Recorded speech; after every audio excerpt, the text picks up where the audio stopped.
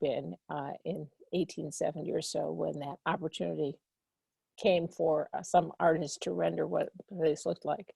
This was actually on a postcard that my grandmother sent to my Uncle Arthur, probably somewhere in the 1940s or so.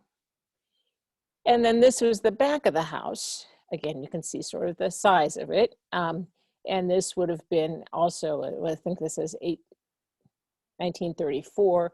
And I think the ice storm happened before I was born as well. But you get a sense that it was not quite so grand as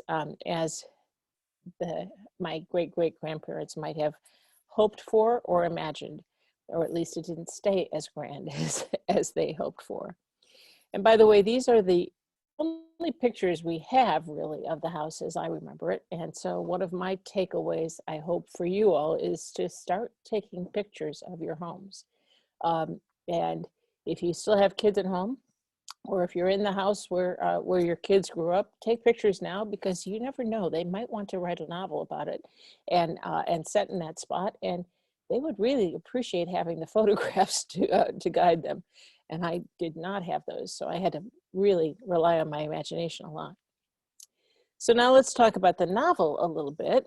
And my goal when I wrote the novel was to honor the history of this place that's still quite special to me in my mind, and also to sort of rewrite the history of what happened to that place and focus in on the future of what might have been or could have been for that particular place. And so I had the setting, and now I needed a circumstance. And that was also kind of built in for me. And it goes back to Amasa and Lavina again, who were my greats, who owned the home place and built it, and then left it to my grandparents for their lifetimes only. So they went to the home place, went to my grandparents, and who had 5 children. And then really the 5 children inherited the home place from Amasa and Lavina, because they put it in their will that it went to their grandchildren. So my father was the youngest of those 5 children and the only one who really wanted to farm. So it ended up that he farmed for my grandmother. And after my grandfather died in 1943, I guess, he moved his family, which was my mom and my 2 older sisters, to the home place house. And then later on, my brother and I came along too. So my family of 4 sibs and my parents lived in half of the house while my grandmother lived in the other half. And the house was big enough to accommodate all of us there. And then when Grandma died, and she lived a long life, 93, she in fact took her driver's test on her 93rd birthday and did not pass. And I think the following April decided that was enough of that. So she didn't want to give up her independence. So, and that's when she died. And then she, because her lifetime was up, then the home place went to the 5 siblings.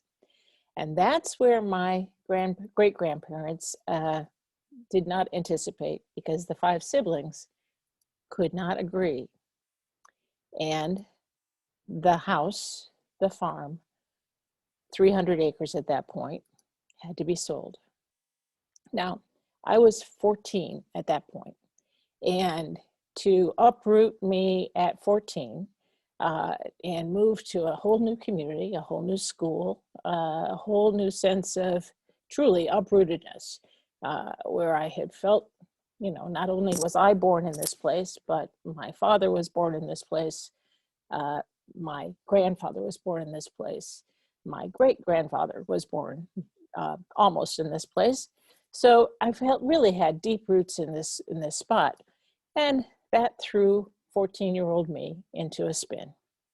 So I had, back to the novel, I had a setting and a circumstance, and a lot of feelings that were quite conflicted about the circumstance and how it affected my adolescent life. So then I needed some characters. So I had some historical characters, but I didn't really want to write an historical novel. I wanted to write something about the future of the place. So we had historical characters, and I pretty much used the historical characters that were my own. And then we have Vern Patterson, who is about to die at the beginning of the novel, and his children. So his children are Kat, she's the youngest, and Kat isn't about to farm. She's not really interested in farming, but she does love her home. She loves the land. She loves the legacy of living on land that her ancestors put together. And she loves living in the history of the house as well. Kat and I are quite alike in that way, but there are lots of other ways that we are not alike. Kat has an older brother named Paul, and Paul couldn't leave the farm fast enough, so he's a city boy now. And what Paul loves is pretty much money. He's really all about money and about upward mobility for himself. And then we have Whip, and Whip is a developer of sorts. He's a site developer that Paul hired without Kat's knowing and against her approval to develop the site. And he's stuck smack between Paul and Kat, because he has strong feelings about trying to respect the land as he develops it. And he has some feelings that are emerging also about Kat. There's also an older brother of Paul's and Kat's named Scott, and there's a kind of a mystery about Scott. We don't quite know what's going on with him, especially at the beginning of the novel, except that he's no longer part of the family. And then we have a couple of fun characters that I really like a lot. Darcy, who is Kat's best friend forever, and Luke, who has been a really good friend to Whip.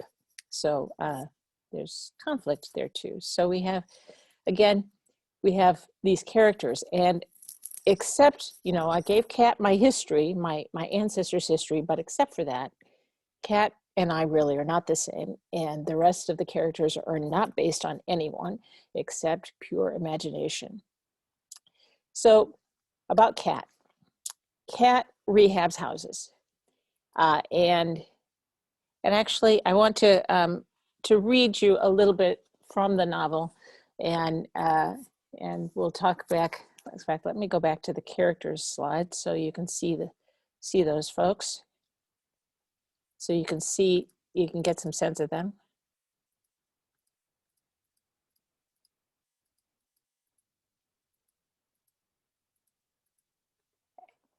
So I'm going to read you the second chapter in the novel, which is told from Whip's point of view. The chapters alternate between Kat and Whip, and we hear both points of view as they are as you read the novel.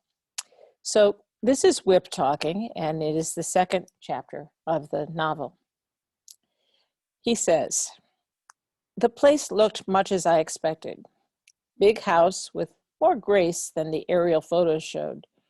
Big lawn and stately trees that must be a century or two old. Perched on a hill above the road, with sloping hills to the south and down to a creek just out of view. As I came around the sweep of the driveway, the faded grandeur one saw from the road shifted to the ugly utility of a working farm. Not one that worked well. The collection of outbuildings, corn crib, hog lot, shop, a couple of barns, looked as tired as the rusty combine and the rickety hayrack in the barnyard. Like so many farms across the Midwest, this one was likely prosperous in its time, but that time was gone. And in its place, another client hoping to make money off old land. Not a client I relished. For one thing, I was no fan of McMansions for people who say they want to live in the country, but turn it into suburbia. For another, the client was Paul Patterson, and I expected that was what he'd want. He was a greedy kid, and I doubted he'd changed. I shrugged. Business. And maybe it would help me close a door. I didn't set my hopes high. As I stepped out of the truck, I saw a face at the window. Uh-oh, the little sister. Paul said she'd be off to her town job by now, but I should have known he'd missed the mark. Old Slapdash Patterson. The face pulled back and I glimpsed a bare shoulder and hair the color of a well-worn penny, like Scott's. Something odd happened in my stomach. Uneasy, if only thinking, that dogged me ever since. I blinked away old images as the back door opened. She said, "You're early. I didn't expect you for another half hour." "Ma'am?" I took a step toward the porch. Shower fresh hair hung in wet ropes past her shoulders, and eyes of a familiar green did nothing to settle my roiling stomach.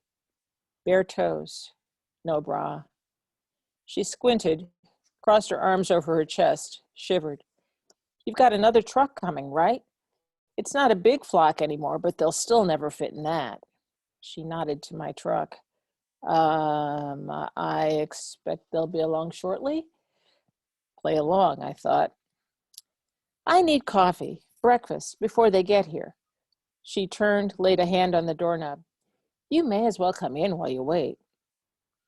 I hesitated. Not a good idea. But curiosity, and something else, made me follow her inside, where a wood stove pumped heat into a wreck of a kitchen. "Excuse the mess. Use your imagination. See what it will be, like a rehabber does. Come back a month from now and this room will be prettier than when my great-grandma came here as a bride." I let my eyes roam. Half a bare floor, old linoleum on the rest, a gaping hole in one wall, a layer of plaster dust on every surface. It would take a lot more than a month to make the room look anything but a bomb site. She laughed as she reached to get mugs from a cupboard. "You don't believe me, but it will be gorgeous." She fiddled with some high-tech machine till steam and the heady smell of coffee wafted. "That doesn't look like something your great-grandmother would have used." I hesitated to venture any opinion, but I felt like I had to say something. "Not hardly," she laughed again. "But it makes great coffee. How do you take yours?" She glanced toward the fridge. "I've got fresh cream, but no sugar over here. Don't use it. Don't bake. Maybe over in Dad's kitchen." "Black is great." "Good answer. Want some eggs?" "No, thanks. Mind if I go ahead? I've been up since 4, and I'm starved." She wiped dust off the stove and a skillet, chattering all the while. "Now give me a man's opinion. Which of these colors do you favor for the lower cabinets?" She pointed to swatches on the wall. "Green's in first place, I think. But would the lighter yellow be more cheerful?" "I love the name of the other yellow. Buttered sweet corn." "Isn't that great? But I think it's too dark in here. What do you think?" Uh, the green's good?" She nodded, considered before she shrugged. Maybe. "Listen, I'm glad you got here early. Can you pass on a request to Lloyd for me? There's this ewe. She's old, not more than one lambing season in her. Probably pregnant now, as I let the ram in with the flock like your boss wanted. Anyway, this ewe, well, my last 4-H lamb gave birth to Fluffy, and I got attached. She was Fleecy's last lamb, and listen, I know those are the dumbest names in the history of sheep, but I was a teenager. Tell me you didn't do things you regretted when you were a teenager." Anyway, I was wondering, hoping that maybe Lloyd would keep Fluffy around for wool after she lambs, till she's a good old ewe, easy to spot, as she's got an extra notch in her ear. She won't bring in much at market, not as much as her wool." She trailed off. "No harm in asking, right? You know how it is when you get attached to an animal." She flipped scrambled eggs onto a plate and brought them to the table where I sat, my fingers cupped around my half-drunk mug of coffee. She took a bite and closed her eyes. Then, sorry, I've been yammering on and I never even asked your name. Have you been working for Lloyd long? There it was, the reason I should have stayed in the truck or never come. I don't work for Lloyd. She shot me a puzzled look as she took another bite. I don't understand. I'm not here for the sheep. My name is Whip Tyler. I watched her stiffen, push her plate away. Whip? I nodded. Unusual name. Not many whips around. Look, I'm not going to apologize and I'm not going to lie. Whip is my name. And yeah, I am that guy. That's the end of chapter 2. So you can see that there are some conflicts brewing that we don't yet know about, and all of them have to do with all of these characters. So let's go back to Kat and learn a little bit more about Kat. You know now she likes buttered sweet corn, and she rehabs houses. And she has a very impractical goal. She wants to live in this huge house, 15-room house that was built for 2 families with 2 kitchens and 2 dining rooms and all of those things. And just to give you a sense of the interior of the house, this is a floor plan, kind of. In Kat's world, Dad lived on the south side of the house. And in my world, my family, us 4 sibs and my parents, we lived on the south side of the house too. And Graham's side is now where Kat lives and where most of the action of the novel takes place. And that is, in fact, where my grandmother lived. So you can see there are 2 kitchens and 2 dining rooms and 2 living rooms. And then there's a whole upstairs too. And in our time, we had most of the upstairs. There's very little in the novel that talks about the upstairs because, gosh, it was just such a big house to talk about. You see there were more rooms at one point, but those rooms were taken out when we were here. Just for fun, I thought I'd show you that where my bedrooms were, because I had multiple. I was the youngest of 4. So as kids left the house, I got to move up into bedrooms. So I moved from this little room on the east side of the house to an almost identical size room, but with a walk-in closet on the west side of the house. And then when my brother left the nest, I moved over to what we still called the girls' room for my older sisters, where they had been. And I moved there, and that also was a big room, and it had a walk-in closet too. Incidentally, those were the only closets in this big house. These people just didn't have closets in those days. And along with being a big house, it also had an interesting kind of a feature, probably because it was really intended for 2 families all along. It had 1, 2, 3, 4, 5, 6, 7, just out of sight, 8 exterior doors. And 2 entrances to its cellar. Fortunately, you couldn't get upstairs from the cellar. You had to go outside to get to the cellar. But still, we had 8 exterior entrances. So Kat's impractical goal includes transforming a rundown 15-room house with 8 exterior doors and to live there with her dog. Yeah, that's a pretty big impractical goal. And it was a big challenge as I was writing the novel to think about how could that happen? How would she succeed? How could she do that despite the impracticality, the expense of heating the place and of rehabbing the place as she hoped to do? Her brother's pressure to sell because Paul really wanted to gain money after after his father died.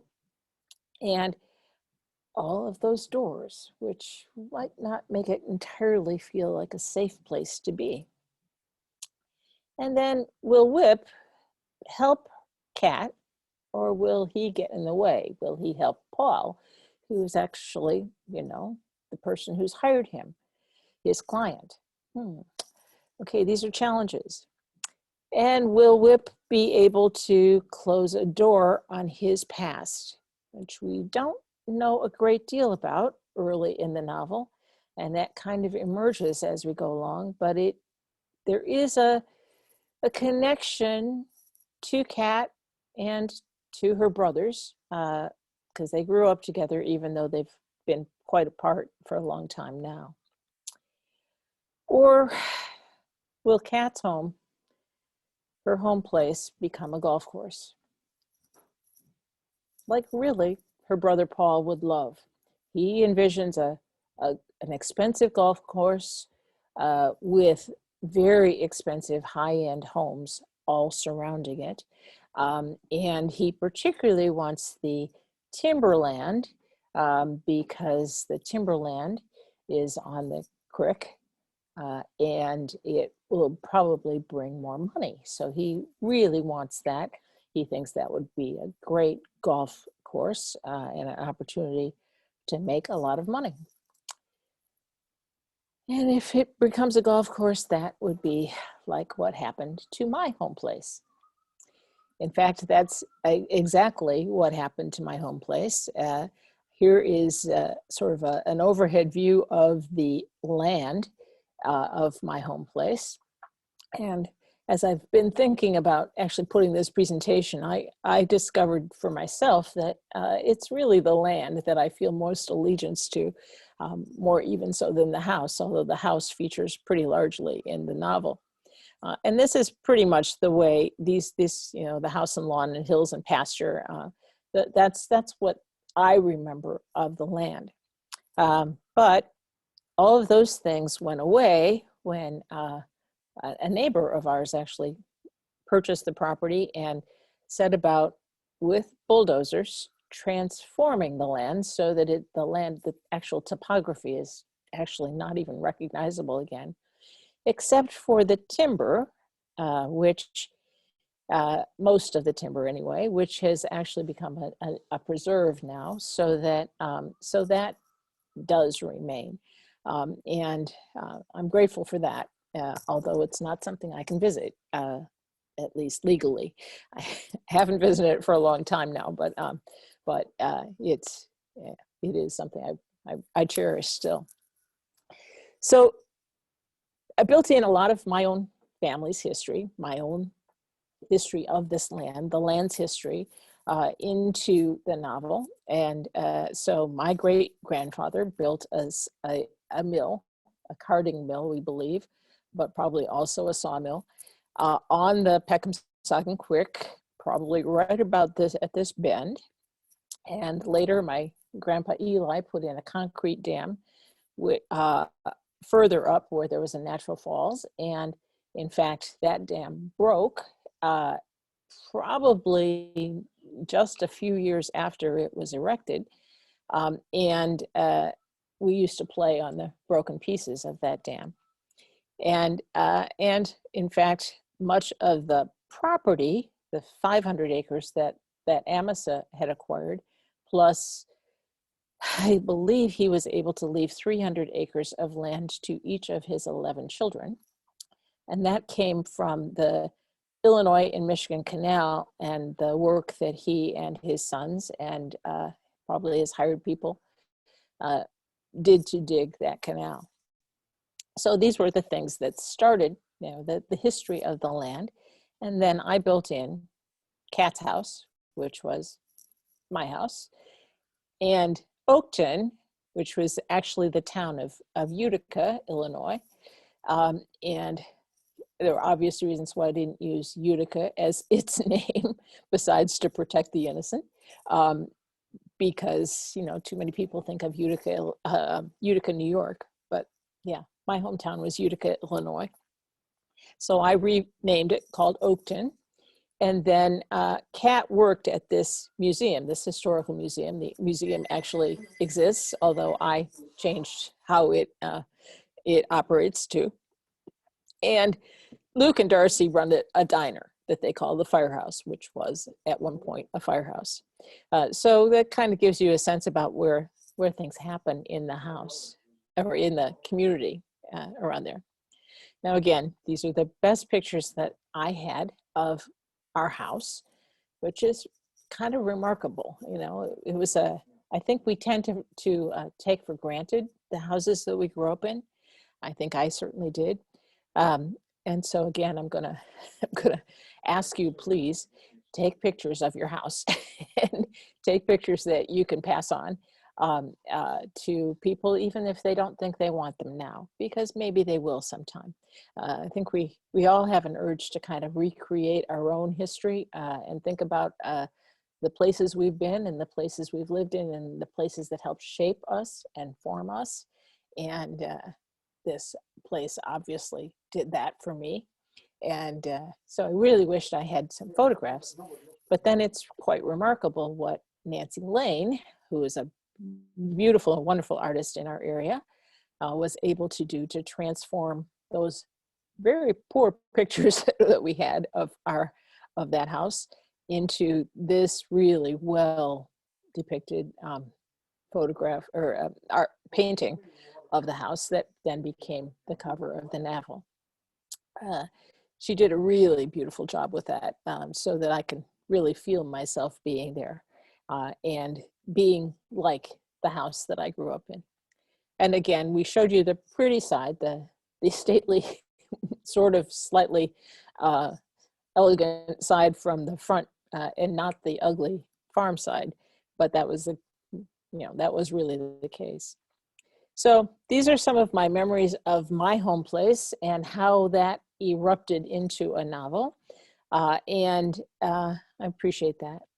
Now you can find the novel at Amazon.com, and it happens to be free today. I run free promotions every so often.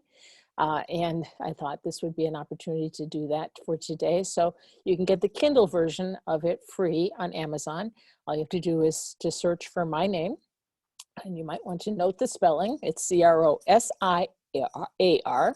not E, not Z, but Siar. And the novel is called Home Place.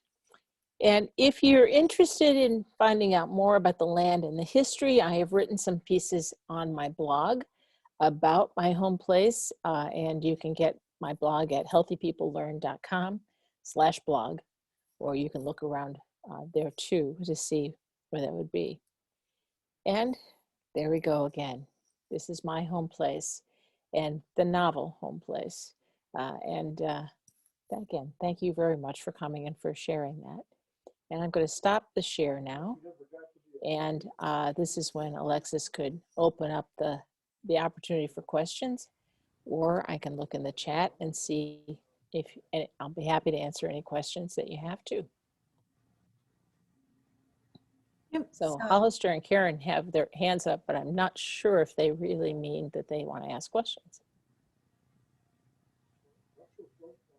I know Karen and Hollister had their hands up prior to it, but I can allow them to talk if they are interested.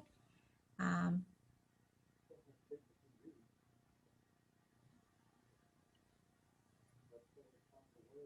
see a new message. Karen says. Yes, Karen said it makes her think about her own family's farm and her history. You know, I've had that reaction from many people since they have read the book. And I always thought, you know, as I think we do, we're sort of egocentric. I always thought that, you know, our circumstance was unique. That, of course, I knew that farms passed down and sometimes they were sold. But, you know, the whole history of my ancestors leaving it to my grandparents, to my parents, you know, to their grandchildren, I thought that was a unique situation. But I'm finding, even if that is unique, that is still but still there's so much feeling about our homes. And particularly, I think that's true for farm kids. It seems to me, a lot of the reactions I've had are from former farm kids who also weren't really planning to farm. And that's definitely true for my generation and further generations. Even when you grow up on a farm and you love the life, it's very clear that this is not a great way to make a living. And so, since it's not a great way to make a living, most of us go on and plan something else to do with our lives. But that does mean a process.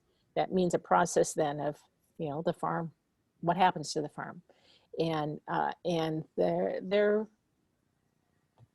that brings up a lot of feelings for people, I think, and there are potential conflicts. So I've been hearing from a variety of people that farms change hands and that people have feelings about that, and so there are some similarities. Yeah. And Karen asks if I have family diaries that give me more perspectives. I don't actually have diaries. I would guess, just based on my observation of my mother and of my family, that most of the women who might have been the diary keepers were probably too busy to keep much diary. Um, uh, so other than a diary sort of appointments and when the first snowfall was and when the first frost came, we don't have diaries of that kind of stuff. We may have diaries of that, but not of other things. I do, however, have some ledgers, and those are referred to in the novel too, because Kat looks at those. And one of the ledgers that I have is a compilation of school board minutes. And the school board course was of a small district that was actually on our land, and on our land, as was the land ordinance of 1787, I believe, and that meant that there was a schoolhouse, a one-room schoolhouse on our land, and my mother actually taught at that schoolhouse, and then married the younger son of the family where she boarded, which was at the home place. So, so those ledgers are pretty neat, and it's kind of fun to look back and see that my mother made a whopping salary of $35 a month, plus room and board at the family who owned the land where the school was. And Hollister wants to speak. Okay. Okay, Hollister, you just need to take yourself off of mute. All right, now you can hear me? Yeah, we can. Okay. Well, first of all, it's great to see you, Sally, because I've never seen you in person, just pictures of you. But I know, it's great to hear your voice, Hollister. Hollister and I found each other on Ancestry.com. We are, okay, what is it, Hollister? Second cousins. Once one removed? time removed. Mm-hmm. Yeah, so we fall, even though we're the same age, we fall into a little different generational pattern. Her second great grandparents who built the house are my third great grandparents. But anyway, my great grandmother grew up there, and my grandfather spent his summers there. So I knew some stories about the place, but and I've seen the pictures before, the engravings of the homestead. But I just am so deeply moved by meeting Sally and finding out that she's actually writing about these things. It's just really fantastic. One thing I wanted to kind of mention that you won't find in a Kindle version is that I really found that right away. I'm a visual artist, so maybe that has something to do with it. But she assigns a different font to the two main characters. Kip, I mean not Kip, that's my cat. Whip and Cat, and I just found that gave a whole lot of energy and just personality to each of those characters. So if you can read the actual book in hand, which of course I have several copies of it to give to people, but I find it just so engaging to actually read that. I've never seen an author do that before. Oh, thank you, Hollister. That's very kind. Yeah, I really like that. But I could go on, but it's just a really neat story, and I love hearing more about all the people and imagining as I read the book, what it was like to live there. Oh, and I wanted to make another point too. I know a lot of people relate to this because it's a story about living on a farm and the land and then what happens to the land over the generations. But I've never lived on a farm. But I grew up in 2 different homes, and I really have a real, the homes really are close to my heart. And I've been back to visit those homes. In fact, when my mother died, the 4 of us kids went back and had a little memorial service in the front yard. And I had said to my sister, I think we should go up and tell the owners of the house why we're standing out here. So I did, and she said, "Oh, come on in." So we took pictures inside the house. It was just wonderful. So if someone knocks on your door, who's grown up in a house, or you knock on the door of a home that you've lived in, it's just a great experience to share with those people. Yeah, thank you, Hollister. And by the way, that is my intent. Even though the house is still there, there are still people living in the house, at least as much as I can tell from aerial photographs on Google.com and Google Earth. It looks like, there are cars parked there, so I think people are still living there.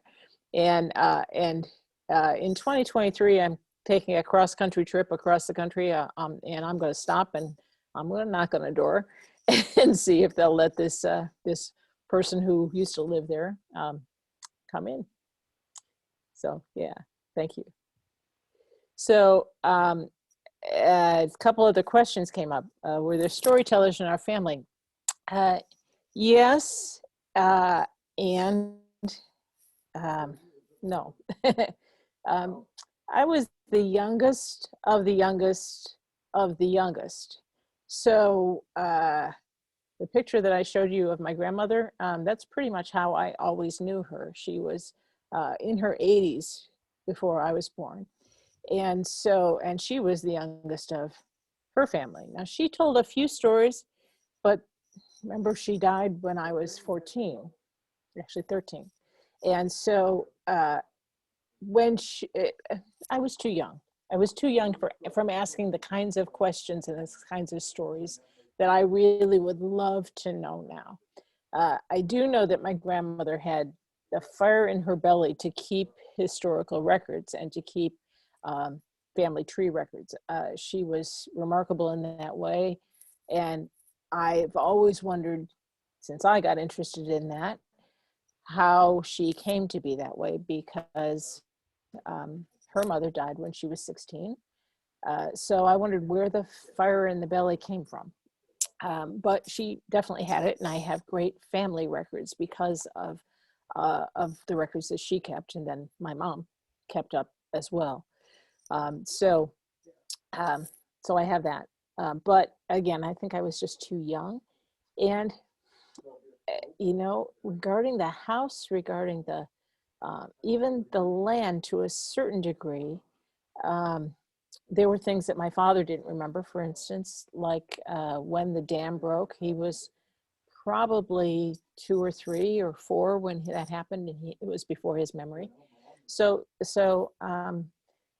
And we kind of took it for granted. I think we took the whole place for granted, and didn't ask to hear enough stories when the storytellers were still alive. So take pictures and ask for stories to be told. And then it looks like it has her hand raised to speak. Oh, yes. Mhm. Yeah. So And Kit, then Kit, you would you just have to take off your mute. unmute yourself. There. Yep. I don't have a question. I have a compliment, a comment. I think that probably chapter 2 was exactly the right thing to do, to read, for our curiosity to be piped. And I can't wait to read the rest of the book now. Oh, thank you, Kit. That's kind. You speak beautifully, and the idea of books sandwiched in. This is the first one I've seen. I think it's wonderful that the library has this. So thank you all. Yeah, thank you, Kit. Yep, We're thank you. very, very fortunate to have such a great library and such a great adult services librarian in Alexis. She's been setting up lots of good stuff. Yes. Thank you.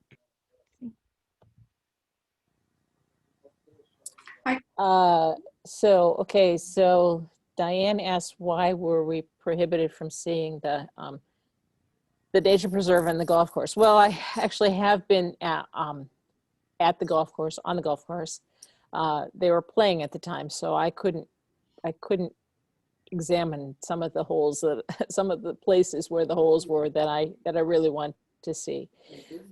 So again, when I go back, I'm going to be looking for a time when they're not golfing, and I can wander that space. But the nature preserve actually has been designed so that it's not supposed to be accessible to humans anymore. There are some caves way deep in the timber, and I believe there are some rare bats that live in those caves, and so that was, that was still part of the deal. So that was the rule.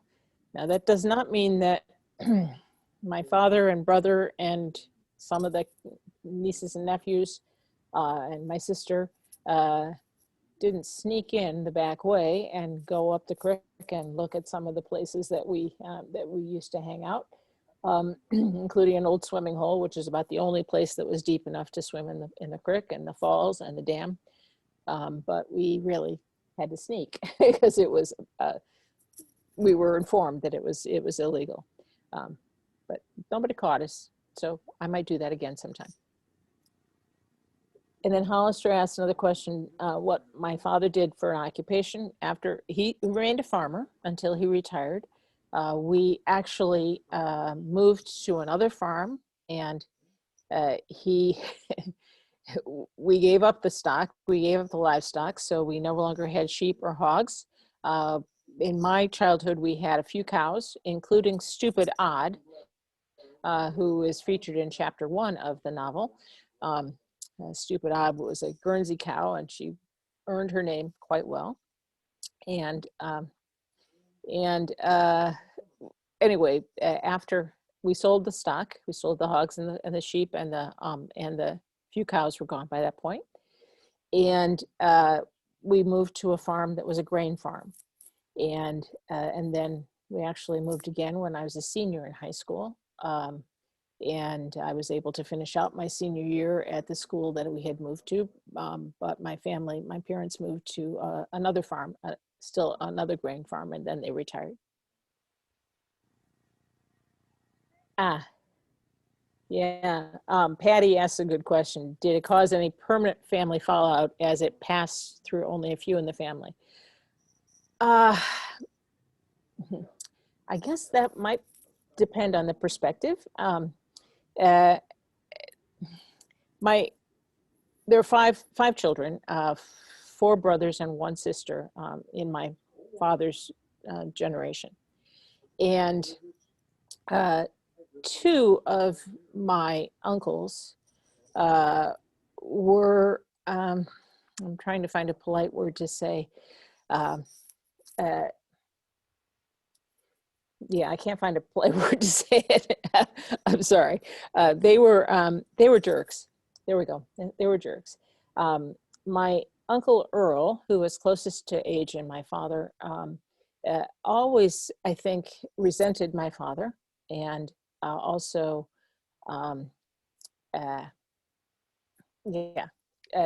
he resented my father. I'm fairly certain of that. And probably from childhood. And Uncle Earl had moved to Albuquerque, New Mexico, and had not been back to see my grandmother for 4 years before she died. Now, Grandma was 93 when she died, so one might assume that you would expect that she might die soon, but he hadn't made it back to see her within 4 years. And he was one of my uncles who said quite flatly that if my father wanted to buy the property, that Uncle Earl, he would not sign the deed. And so, yeah, I would call that a permanent family fallout. Now, because he lived in Albuquerque, it didn't affect us much because we stayed in Illinois. My Uncle Cecil had also been estranged. He lived less than a mile away from the home place on his own small farm. And he and my father actually farmed together for a while. I believe that ended when I was a baby. Truthfully, that's a little bit of a mystery to me. I don't remember what happened. It was never talked about in my family, as many things are not talked about. And so, there's a lot that I don't know about that. But he too was absolutely against my father's being able to purchase the property. Not that that was even in the cards. Farming was not the kind of occupation where you made a lot of money. And we didn't have the kind of cash that would allow us to purchase this property. In fact, we did not purchase a farm after that. We moved to a farm that someone else owned it. We farmed for them. So that was the case. So yeah, those uncles were, pretty much dead to me. but beyond that, and my older uncle, Uncle Art, he kind of went along with the two other boys, and my Aunt Ruth was eager, I think, to make amends in the whole family and bring everyone back together again, which they hadn't been before. So yeah, I think that there was some permanent family fallout. Although I think Aunt Ruth and my father certainly made up, got past that, but the other brothers probably not so much. And then Sally, it looks like And you Marcia have would like to know about my hand writing raised. process. Sorry. Okay. Okay, so- hands. Yep, I have Karen whose hand has been up, and I just want to give her a chance to talk just in case she wanted to say something. And then next we have Marcy. Okay. And Karen, if you wanted to take yourself off of mute. Hi. Not sure I really had a question, but I was thinking, as Sally's spoken about the family farm and parallels that I see with my own family farm. You're here at which 500 acres, generations of family owning it, ended up having to be sold off bit by bit because the taxes couldn't be paid and things. And no sons to carry on the farm in my generation. But I've also researched, have you ever used newspapers.com? It was an interesting place to find stories about how, say, the 1918 pandemic affected my own little Rushville community and who came back from the wars or didn't make it, things like that. It's great resource. Yeah, I've seen that on Ancestry, but I know that there's an additional cost, and I haven't done that. I bet Hollister has.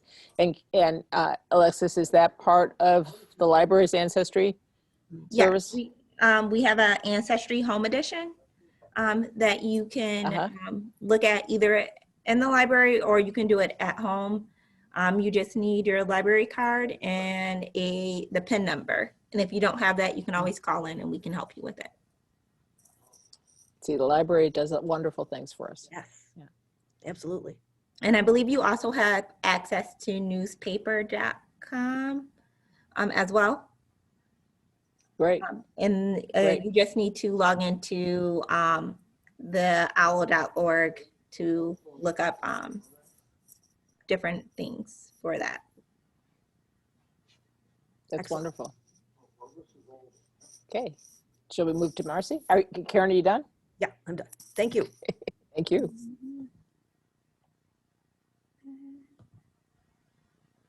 And then Marcy, you would just need to unmute. Yep. Okay. Can you hear me now? We can. Okay. Well, I'm just going to repeat the question that I had for Sally about talking about a little bit about your writing process. Well, I think, in this case, I started with the setting, and then I started with the circumstance. I suspect I'm probably, I would call myself a character-driven writer. So when I dream up a character, I try to think about who that person is. And I start sometimes with the kinds of details, like how old are they, and what was the inciting factor? What was a big turning point in their life so far, or what turning point is coming up for them? How old will they be then? What kinds of music were they listening to at that point? In their childhood, who were their friends? Who were their parents? What were those family dynamics like? So I put those together in a spreadsheet, and kind of ask a bunch of questions to myself about who this person is and what do they love, what are they afraid of, and then I write first person, and I tend to write in the voice of different characters, and I started doing that with my first novel. Mostly as a goal. Well, first off, I didn't know how to write a novel. And I'm glad I didn't wait till I found out, because I wouldn't have yet written any. but I tend to write first person, from that person's point of view. And then that character tells me about that person. So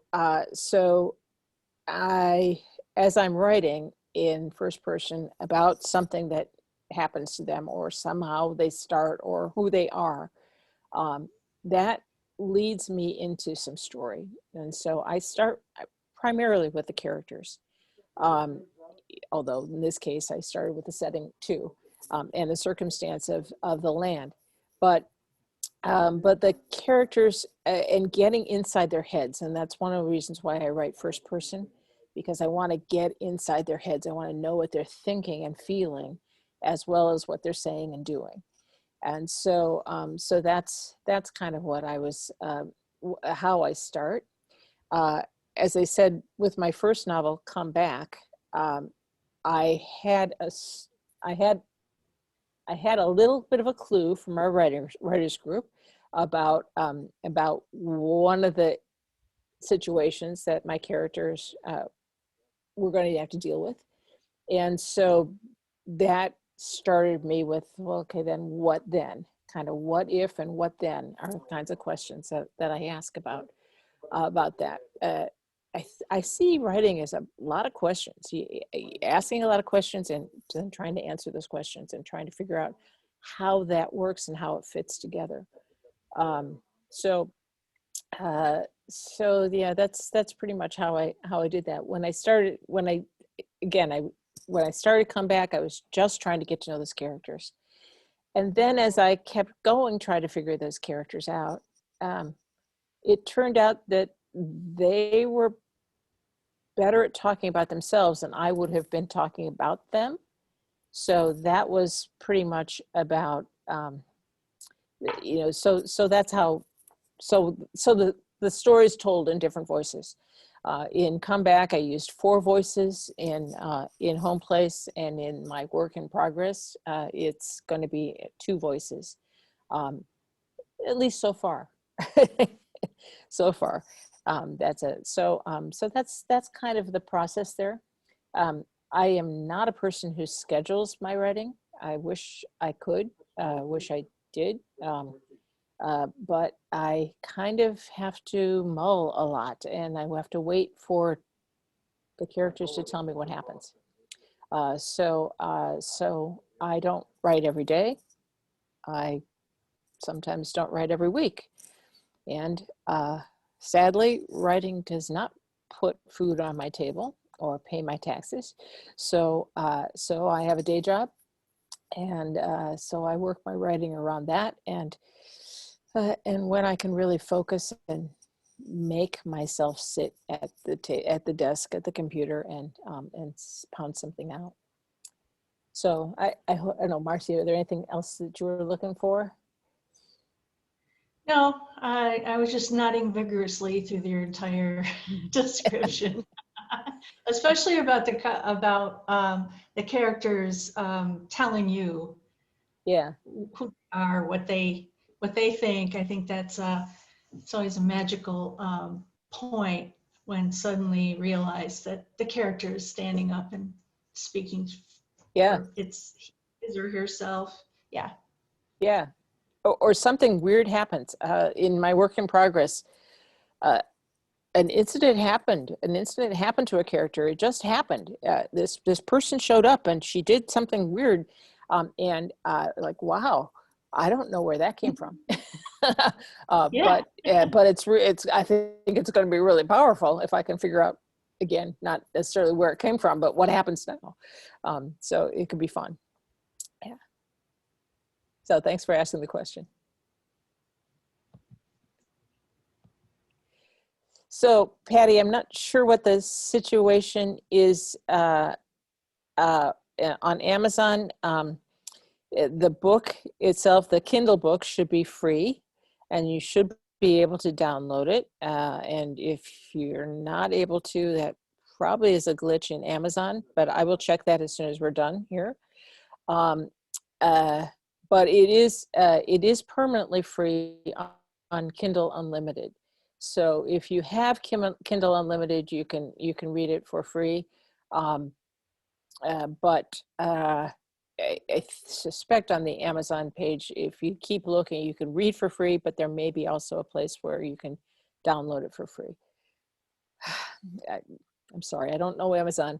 I can't give guidance about how to navigate Amazon particularly, but and I haven't looked in the page today, but I haven't think checked if you keep either. going, you probably can find a way.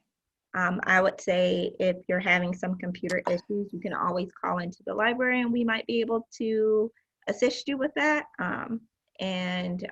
We can kind of walk you through Once it. again. And if not, you can stop in at the desk and I am here for most of the day today.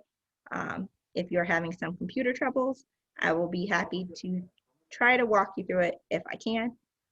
If it's nothing that's not on Amazon's end.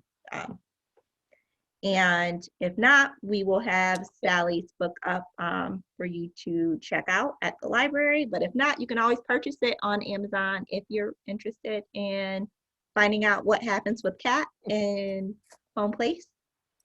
And thank you for tuning in to Book Sandwich Den today and seeing Sally and hearing about Home Place. And hopefully it's something you want to check out and purchase on Amazon.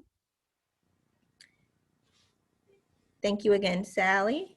I much appreciate it. And if you guys don't have Thank any you, other Alexis. Then questions- thank you all for coming. Oh, it looks like Patty was. Aha, she got it.